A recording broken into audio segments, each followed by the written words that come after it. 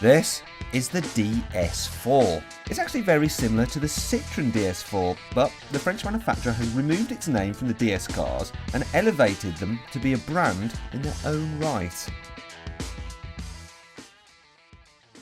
Citroen hopes this disassociation will make DS models seem more at market and therefore better able to compete with traditional desirable brands such as Mercedes, Alfa Romeo and Volvo.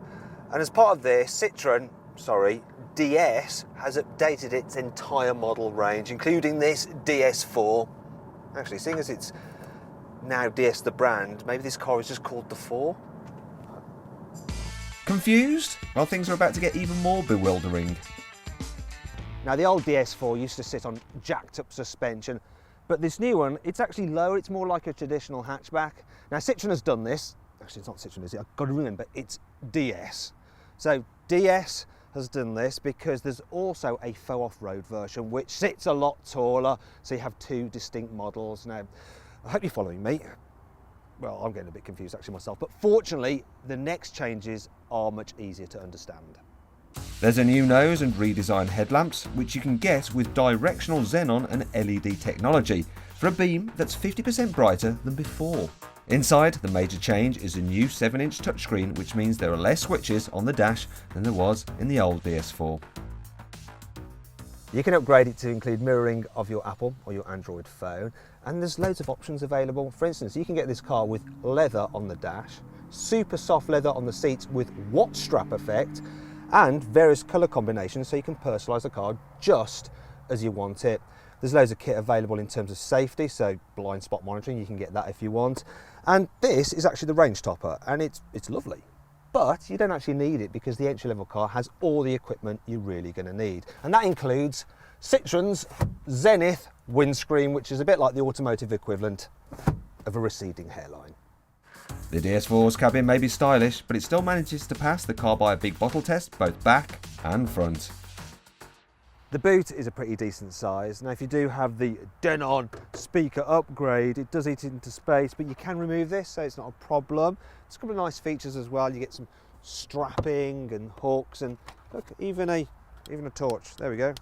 Wonderful. If there is one issue that I have, it's this. The only real letdown is the fact that, well, when you fold down the rear seats, they don't lie completely flat. Now, underneath the skin, the DS4 is based on the Citroen C4, and that car handles with all the grace of a newly born foal. However, stiffer suspension really stops this DS4 from rolling about in the corners like the Citroen does. Yeah, okay, so the ride is firmer, but it's a trade-off well worth having.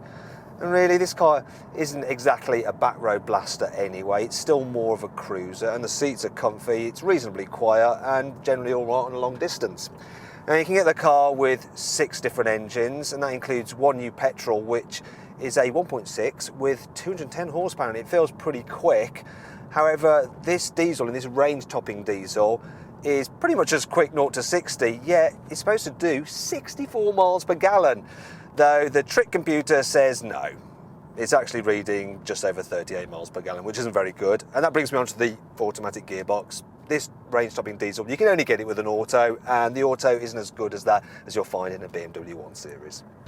And even more so than with cars such as the Mercedes A-Class, you get a feeling this car sacrifices a bit too much function in the interests of form. So here in the back, well, headroom is surprisingly good actually. Knee room. That's awful. I mean, it's worse than in some city cars. And then there's some other practical issues. I mean, if I just take this camera, yes, this is a little bit unorthodox. But if you look over here, you will see, got this massive rear pillar, creates a huge blind spot. Really annoying when you're trying to pull out of a driveway. And the back window is pretty small as well. So, yeah, I'll just give this back to the cameraman. So, thank God that rear parking sensors are standard. Now, there's some other problems as well. So, despite the fact this door is nice and large, the opening here is tiny, which makes it really hard when you're trying to manoeuvre a child seat. And because this bit sticks out so far, it's quite hard to open these doors in tight parking spaces. Worst of all though, these windows, yes, this might be a family car, but these windows, they're fixed. They don't go down, not electrically or manually. Brilliant.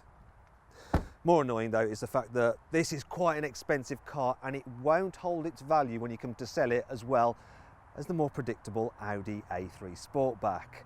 But do you know what? The DS4 is a unique car which does definitely stand out, and it's far less obvious than say a BMW 1 Series, which you can watch our review of by clicking down here. And it's even less obvious than a Volvo V40, which you can watch our review of by clicking down here. If you click up there, you can see our very latest video review, and please click on our logo to subscribe to our channel. And if you're watching on mobile, click the links below the video, as they do exactly the same thing. Now, I've got a quick question for you. Do you think Citroen has made the right choice by creating this DS brand, or should they just call these cars Citroen DS's? Let me know in the comments box below.